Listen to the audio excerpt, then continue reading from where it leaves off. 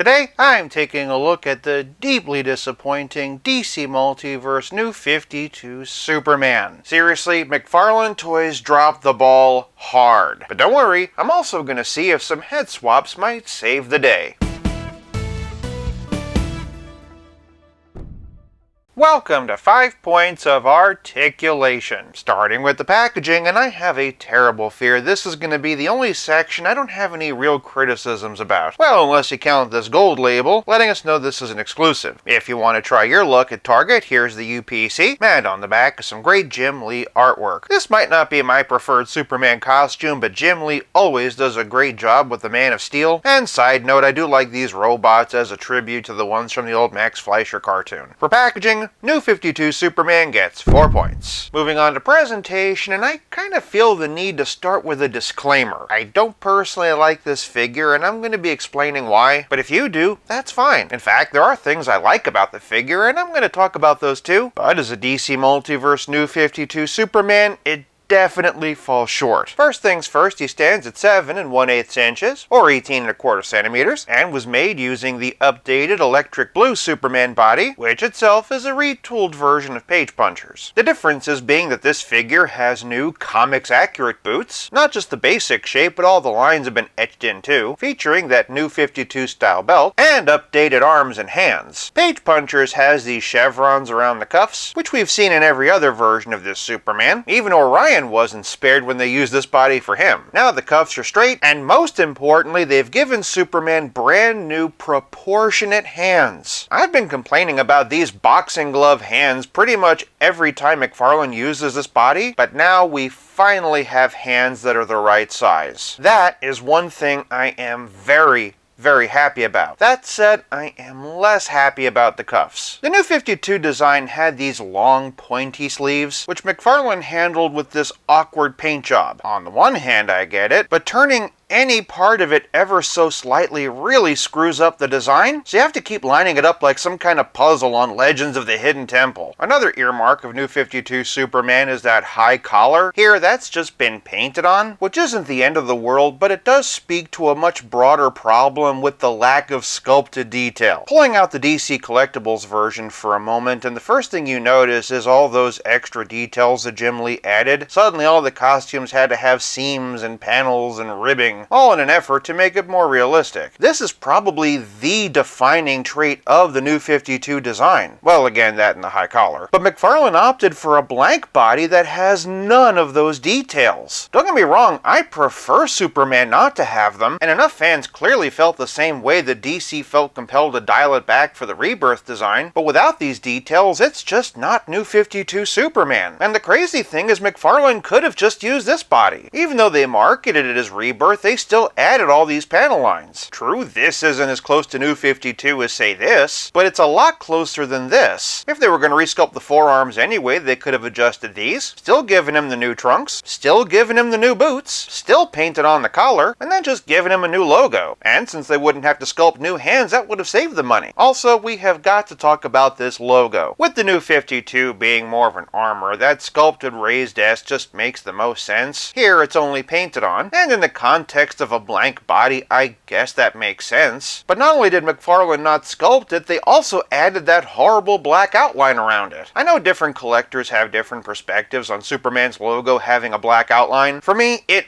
always takes me out of the figure. It feels less like Superman and more like a really tight Superman shirt, or maybe a sticker. In fact, there's only one spot where the logo of Superman's S should be a black outline: the cape. To McFarlane's credit, they did get the logo right, going back to the DC Collectibles version, and for whatever reason, Jim Lee opted to give him a black S instead of a yellow one. So yes, McFarlane did get this right, but that is the only thing about the cape that they did get right. For whatever reason, when Jim Lee redesigned Superman, he gave him this pointed triangular cape, and I gotta admit, I have never understood that. Superman is the reason superheroes wear capes. The only cape even close to being as iconic as Batman's. But McFarlane gave him a straight cape just like any other Superman. On the one hand, I'm kind of okay with it because I never liked the triangle look, but it doesn't matter how I feel about it. This is what it's supposed to look like, not this. But you know what figure does have the correct cape? This one. It was there, all ready to go. Now I get that McFarlane's been shifting to cloth goods capes, which for the most part I like, but they didn't even make this one wired. I'm not saying that every cape has to be. There is just so little value in the box otherwise. Lastly, and we have to talk about the head. Side by side, and I can definitely see where McFarlane took its inspiration. Generally speaking, all the broad strokes are there. The blue eyes, the archy brows, the messy hair, and the general bone structure. Even so, there's something about it that just doesn't quite work for me. I will say that maybe the lips are a bit too dark, but beyond that, there's just a certain lifelessness to it. By comparison, look at just how vibrant the Silver Age version is. Of all my issues with this figure, it's probably the least, but it is otherwise the cherry on a very, very disappointing sundae. With almost every choice being wrong, for presentation I'm giving New 52 Superman 2 points. Moving on to Poseability, and as DC Multiverse figures go, this one is fairly boilerplate. Superman can up in the sky look this high and this far down, and has a pretty good amount of tilt, and all the way around. Moving on down, I'm very pleased with the arm raise, and the rotator cuff has a lot of range. Working our way down, we have a bicep swivel, double elbow with a perfect bend, and the aforementioned wrist balls, which can swivel and hinge either up and down or side to side. Moving to the middle, the New 52 Superman has a diaphragm joint and a dumbbell waist. Admittedly, the arch back on this guy is really, really good. It is way more than you need for a flying pose, and you know what? Credit where it's due, there's a bit more of a hunch forward than usual. The side to side is pretty deep as well, and of course you get twist. Below the non-trunks, and Cal has the standard McFarlane hips. He can kick just over 90 degrees, which is very impressive this far back, and he gets a perfect split. Moving on down, he has decent enough twist in the hip, not the deepest bend on those double jointed knees, but not the end of the world. And then all the way down we've got toe articulation and ankle balls that can swivel, hinge, and like Superman's costume, from classic to this to eventually classic again,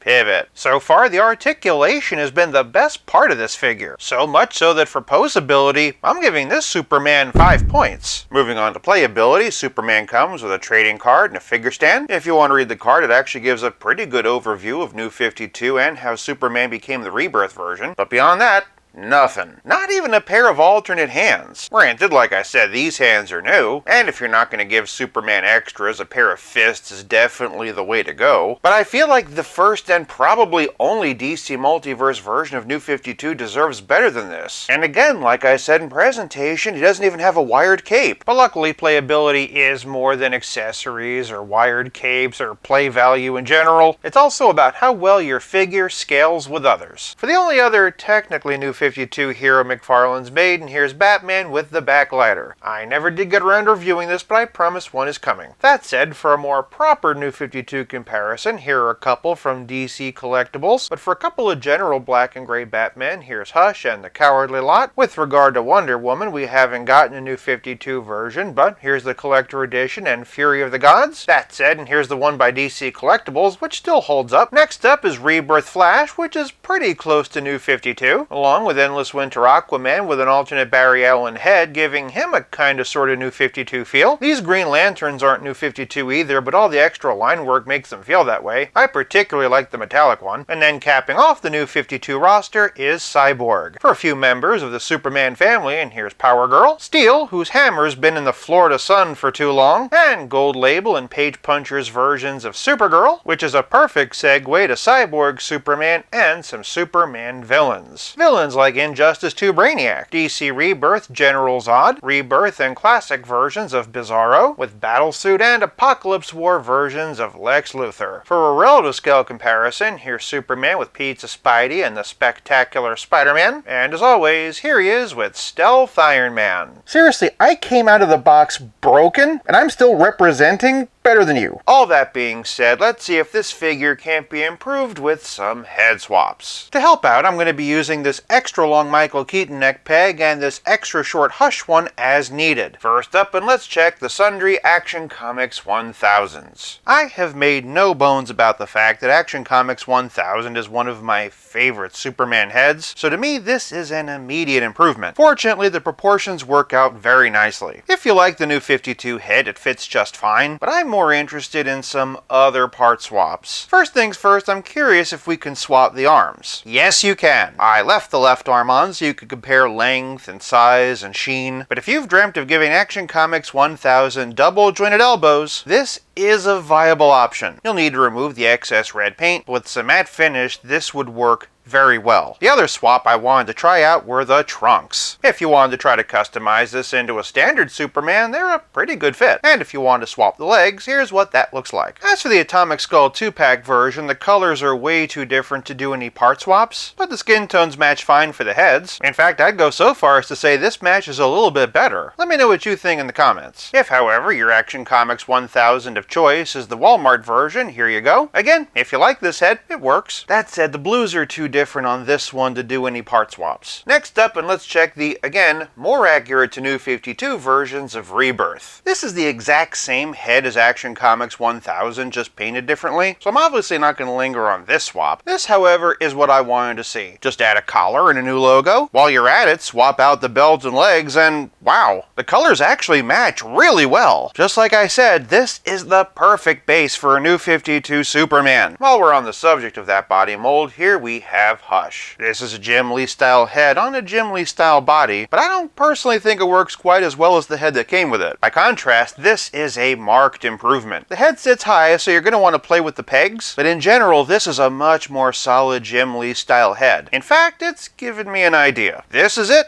This is the recipe. Hush head on the Rebirth body, New 52 lower half. If you're feeling really daring, you could just switch the calves, that way you have the line work. Again, you'll need to add a collar and a New 52 style logo, and the sleeves won't be quite right, but with a little work, this is the way to go. With regard to the 2-pack version, the colors are too different to do any part swaps. Also, the thickness of the neck is really stretching out the head. And you know what? I might not like the New 52 head, but I think we can all agree it looks better than this. All that said, for my favorite head on this body, and here's Action Comics #1. In general, I feel like this head could cure a rainy day, but here it's a bit too big for the body. On the flip side, this isn't really doing anything for me either, but if you feel inspired, I'm happy to help. That said, for one I'm curious about for a couple of reasons, and here's DC Classic. This is the same basic body, so obviously the head fits well. My biggest issue is it just doesn't feel like Superman to me. That said, what I am happy about is that the hands fit. You'll obviously need to do a bit of touching up, but it is wonderful to finally have some viable hand options for this body. Other way around, and you know what? I like it. Again, the proportions are just fine, and a smiling Superman is a rare enough option that it really does add something. Moving on to my favorite McFarlane Man of Steel, and here is the digital Silver Age. This actually looks pretty good. I did have to use the longer Batman neck peg, but it's a better head that still captures the youthfulness of that era. In fact, I think it's time to go back to Rebirth. And yeah, this looks even better than it did with the Hush head. It's not as Jim Lee-like, but it strikes a good balance between the youthfulness and the bone structure. Really, the only thing missing is the messy hair. For an outside-the-box choice I'm curious about, though, and here we have Connor Kent. In general, this is a better head than the one that came with it, and while the hairstyle might not be entirely right, I do think it could work. Let me know what you think in the comments. Other way around, and I actually really like this combo. To me, this head just looks more youthful, and while this Connor figure does have issues, I think this head would elevate it. Connor Kent Superboy is a nice segue to Superboy Prime. I actually like this combo a lot more than I expected. The small head makes the body look bulkier by comparison, which this figure really needs. With a bit of a repaint, it wouldn't be bad. Conversely, I actually like this combo a lot better than I expected too. It might not be completely comics accurate, but it does fit the character. And then here we have John Kent Superman, whose hands I can't seem to find. Honestly, I'm only interested in this combination. Granted, John does have better hair than this, but this is a much better face sculpt than the one that came with John. Lastly, and I want to take a quick look at Christopher Reeve. I'm not really interested in it for the head swaps, though it's kind of cool to see what Christopher could have looked like in this costume. If you're going to do this head swap, though, you're going to have that longer neck peg. Mainly, I was interested in a trunk swap, though I will say these ones are a bit big on him. Still, if you think you could make it work, I'm happy to help. If you're curious about how those Silver Age trunks fit on this body, here you go. A little bit on the large side. While I'm here, though, I did get a request to see how the Task Force head looks on the Dark Knight Returns body. You'll need to use that longer neck peg, and it goes without saying you're going to have to do some repainting, but if you prefer your molded Man of Steel with a much bigger body type, then this is a pretty good way to go. To the person who asked, if you're watching, I hope it helps. Aside from the part swap potential, this guy doesn't have a whole lot going for him. And with the clock running out on McFarlane's contract, we're probably never getting a good DC Multiverse New 52 roster. For playability, I'm giving New 52 Superman 2 points. This leaves us with nothing left to discuss but the price. New 52 is one of Superman's most significant costumes, and yet it's been relegated to a hard-to-find Target exclusive. To add insult to injury, it's far from comics accurate and costs $23.99 despite coming with nothing. Like I said in the beginning, if you like this figure, that's fine, but for me, and for price, I'm giving New 52 Superman 2 points, averaging out to a solid okay total of 3 out of 5.